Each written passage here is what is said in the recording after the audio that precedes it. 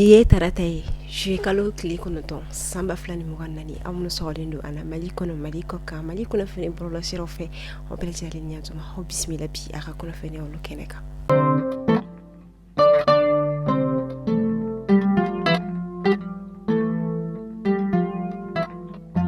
Kunnafoni daminɛ la ka sanga ni sibiri tɛmɛlen ye o kɔni ma kɛ do wagati dogolen kɔni k'a dɔn k'a fɔ AES jamana saba si kɔnɔ an ka jamana Mali jamana furancɛ fanga ɲɛma Colonel Assimi Goïta, Burkina jamana furancɛ fanga ɲɛma Capitaine Ibrahim Traoré olu ye sennabɔli kɛ ka taa Niger jamana kɔnɔna la min yɛrɛ kɛnɛ kan o bisimila Général Abdurahmane Tiani kɔni fɛ u ka ni wulikajɔ ni u ka ni ɲɔgɔn ye kɔni kunbɛ do i k'a dɔn k'a fɔ sommet du Niger kɔni de okumu kɔnɔna la sommet min kɔni kɛnɛ kan jamana saba ninnu kɔni jɛra ka kɛ kelen ye ka u ka hakilinaw fara ɲɔgɔn kan walasa u bɛ se ka u ka laɲiniw sɔrɔ cogoya min na ka sanga ni u kɔni bɔlen CEDEAO la u bɛ se ka fɛn kɛ u yɛrɛ fana ye cogo min na i k'a dɔn k'a fɔ kɛnɛ kan ni jamana saba kɔni ye an ŋaniya ta ka confédération sigi a bɛ fɔ min ma confédération de l'Alliance des États du Sahel ni o ye confédération de l'AES kɔni ye i k'a dɔn k'a fɔ ni confédération in kɔni a tɔgɔ kɔni mina da fɛn min k'a dɔn k'a fɔ Niger jamana de tɔgɔ kɔni mina da a kan ka d'a kan sommet kɔni tako fɔlɔ kɔni kɛra olu fɛ yen nɔ i k'a dɔn k'a fɔ jɛ kɔni kɛnɛ kan a yirala k'a fɔ AES jamana saba kɔni u kɔni ɲɛminɛbaga o bɛna kɛ an ka jamana furancɛ fanga ɲɛma ye Colonel Assimi Goïta nin kɔni kɛra kunkɔrɔta koba ye an ka jamana bolo wa an b'a fɔ ala ka AES jamana bɛɛ lajɛlen dɛmɛ u ka laɲiniw kɔnɔna la ala ka jamana ninnu bɔ nɔgɔ la. An ka jamana minisiri kɔrɔ ni ale ye Mohamed Ali Bacili ni ale tɛ mɔgɔ dogolen avocat do wa fɛn min Rasi Baci ni o ye ale fana kɔni fa ye i k'a dɔn k'a fɔ ka sanga ni kununko tɛnɛn don ye juillet kalo tile 8 ale kɔni welela i k'a dɔn k'a fɔ an ka jamana faaba kɔni commune duurunan kɔni tribunal la yɔrɔ min kɔni na mandat d'arrêt dala a kan a y'i yɛrɛ sɔrɔ ni wagati in na kogoba ni ale ni ɲɔgɔn cɛ ale kɔni bɛ i k'a dɔn k'a fɔ Bamako kura kɔni kasoboba kɔnɔna la ni wagati in na ni o ye MCA maison d'arrêt centrale a welekun kɔni tɛ dɔwɛrɛ ka d'a kan a ɲangilen don ka fara matan wɛrɛ kɔni kan o matan wɛrɛ ni politikimaw b'o la wa o minisiri kɔrɔ fɛnɛ bɛ a la k'a fɔ ko u kɔni ye u sɔgɔ fanga kɔni na ka d'a kan a yirala k'a fɔ u kɛra maaw ye minnu kɔni ye a ɲini ka fɛn min k'a dɔn k'a fɔ ka transition kɔni ka ale yigiyɔgɔ wa o kɔfɛ ka fasodenw kɔni yɛrɛ ɲɔrɔki fana ka kɛ fanga kan ni ne kɔni kɛra u wele kun ye hakililajigila fɛn min k'a dɔn k'a fɔ juin kalo tile 20 tɛmɛnen ni o bɛnna alamisa kɔni ma a kɔni tun welela fɛn min k'a dɔn k'a fɔ ni ɲɔgɔn kɔnɔna nka a ka titiri kama ni o ye avocat titiri min bɛ a la o kɔni kun sera ka to a porokoto la seli ɲɛkɔrɔla ta kɔnɔna nka ni wagati in na a kɔni bɛ maison d'arrêt centrale la fɛn min k'a dɔn fo Bamako kuraka olu fɛ yen nɔ. kununko tɛnɛndon juillet kalo tile 9 fɛn min k'a dɔn k'a fɔ santé maaw olu fana ka ɲɔgɔndanw olu kɔni baaraw kɔni n'u donna i k'a dɔn k'a fɔ ni concours kɔni bɛ ka kɛ fɛn min k'a dɔn k'a fɔ filière mun o de ye santé maternelle et infantile fo ka taa se laboratoire ma ale ni pharmacie ani santé publique an b'a fɔ ala ka jaabi ɲuman di an ma nka n'i ye a tagala ni binna ko nin kɔnɔna la maa caman b'i dama kasi ka d'a kan ko maa dɔw kɔni mana defu diplôme sɔrɔ walima n'u ye bac sɔrɔ u bɛ taa santé kɛ min kɔni na u yɛrɛ kɔni bɛna dɔgɔtɔrɔya baaraw kɔni daminɛ ka sɔrɔ a caman bɛ yen nɔ u ma u jilaja ka a ɲɛɲini ka dɔn kosɛbɛ walima niveau ba tɛ u la u kɔni min na u bɛna santé baaraw kɔni daminɛ ka dɔn k'a fɔ lafiyaso kɔnɔna la minnu yɛrɛ kɔnɔna a dekuntan olu kɔni tɛ maa caman dama bɛ kasi o la an b'a fɔ fɛn min ka dɔn k'a fɔ maa minnu bɛ passé nin kɔni ɲɔgɔndan in na a ka kɛ jaabi ɲuman ye wa ni u kɔni passera u ka baara ninnu minɛ ni sɛbɛ ka d'a kan maaw kɔni bɛ ka fɛn min u ka dama kasi u fanfɛla la kosɛbɛ. N bɛ taa Bajangara yan fanw fɛ fɛn min ka dɔn k'a fɔ kulokan kɔni bɛ bɔ yen nɔ kosɛbɛ u bɛ wele bila ka na an ka jamana ɲɛmaaw ma u ka se ka fɛɛrɛ kɔni ni dabali tigɛ walasa u kɔni bɛ se ka lafiyada dɔɔni kɔni sɔrɔ cogo min na ka d'a kan binbekɛw kan ka u faga cogoya min na binbekɛw ka fɛnɛ k'u bolofɛnw daraki u la wa o tɛ a bari hali u ka baganw yɛrɛ fana kɔni bɛ suɲɛ ka taga a fɛ don o don kunun de ka fisa ni bi ye min yɛrɛ kɔni kɛra sababu ye maa caman ye sigiyɔrɔ bila dɔw taara Bajangara fan wɛrɛw fɛ dɔw bolila ka na faba kɔnɔna la nka u kɔni bɛ wele bila an ka jamana ɲɛmaaw ma fɛɛrɛ ni dabali ka se ka sabati nin ko in na ka d'a kan a bɛ ka tɛmɛ a dan kan. An bɛ wagati min na i ko sisan wulikajɔ kɔni kɛra fɛn min ka dɔn k'a fɔ an ka jamana faaba yɛrɛ kɔni miiriba fɛ maa minnu kɔni bɛ sigi sirabadaw kɔni na ka feere kɛ ni o dɔw bɛ tali kɛ feeremisɛnnikɛlaw la légume feerelaw fɔ ka taa ka se i ka dɔn k'a fɔ essence feerelaw ma minnu kɔni bɛ feere kɛ butelinin kɔni na a laɲininen kɔni kɔfɛ maaw fɛ u ka wuli ka bɔ yen nɔ siɲɛ caman minnu yɛrɛ dɔw kɔni na fanga yɛrɛ kɔni kun taara walasa u ka wuli ka bɔ yen nɔ wagati tɛmɛnlenw na nka o fɛn min ka dɔn k'a fɔ o si ma se ka jaabi jɔnjɔn di o de kama Bamako miiriba kɔni a fɛrɛ ta ni wagati ninnu kɔnɔna ka fɛn min ka dɔn k'a fɔ ka wulikajɔ kɔni kɛ ka u gɛn kɔni ka bɔ yen ni a bɛ fɔ min ma ko déguerpissement o kɔni baaraw daminɛra. Juma juillet kalo tile 5 sanba 2024 nɛgɛ kanɲɛ 11 waatiw kɔni fɛ ka sanga ni ɲɛfɔliw ye a yirala k'a fɔ ko nin kɔni tigi a ye mobili kɔni jɔ ni o ye mobili chauffeur yɛrɛ ko a bɛ taa sogo san ɲɔni a ka sigi mobili kɔni tasuma mɛnɛna a la fɛn min protection civile maaw kɔni bolilen kuma min na tasuma kɔni fagalen fɛrɛ kɛlen kɔni kɔfɛ ka tasuma kɔni faga i ka dɔn k'a fɔ gendarmerie ale ni polisilakaw olu kɔni sɛgɛsɛgɛliw kɛ ka taa sɔrɔ mobili yɛrɛ kɔni kɔnɔna la maramafɛnw yɛrɛ kɔni kun bɛ a kɔnɔ minnu bɛ se ka kɛ sababu ye min y'a to tasuma kɔni mɛnɛna mobili kɔnɔna a yirala k'a fɔ ko chauffeurkɛ kɔni sera ka boli ka a sabu kɔni kɛ ni maa dɔ kɔni ka dɛmɛ ye ni o kɔni sifinnaka cɛnin dɔ kɔni ye nka nin wagati in na ale yɛrɛ kɔni wulila i k'a dɔn k'a fɔ polisilakaw olu fɛ.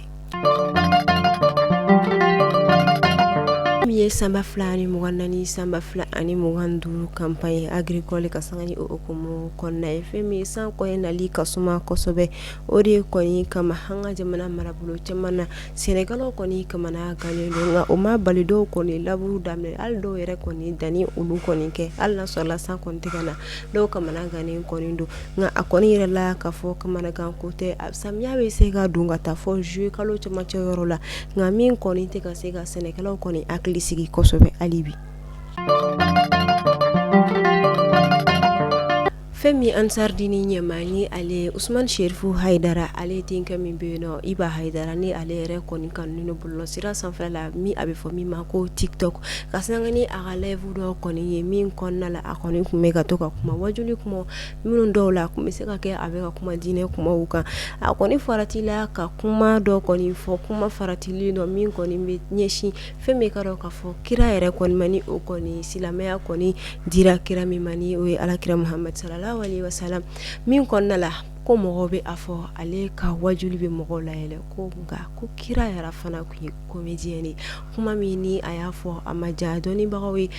hali maa minnu kɔni bɛ bɔlɔlɔ sira fɛ ko diinɛma olu kɔni don u bɛɛ wulila ka jɔ ka kɛlɛ kɛ bɛɛ a ɲangini na bɛɛ a jalaki na dɔw ko hali ni a nɔfɛmaw bɛ olu nɛni olu kɔni tɛna bali ka nin cɛ fɔ ka d'a kan a kɛrɛfɛmaw de kan ka nin fɔ a ɲɛna fɔlɔ nka nin tɛ a siɲɛ fɔlɔ ye a ka ca kuma caman a bɛ to bɔlɔlɔ sira sanfɛla kumaw la ni kuma ɲagara a fari la a bɛ kuma faratilen caman kɔni fɔ nka ni jɛn t'a la a kɔni ma ja a la min yɛrɛ kɔni na seginla ka bɔ ka a ka kumaw kɔni ka olu lakile nka o bɛna se ka maaw ɲinɛ fɔlen kɔrɔ in kɔni kɔ wa.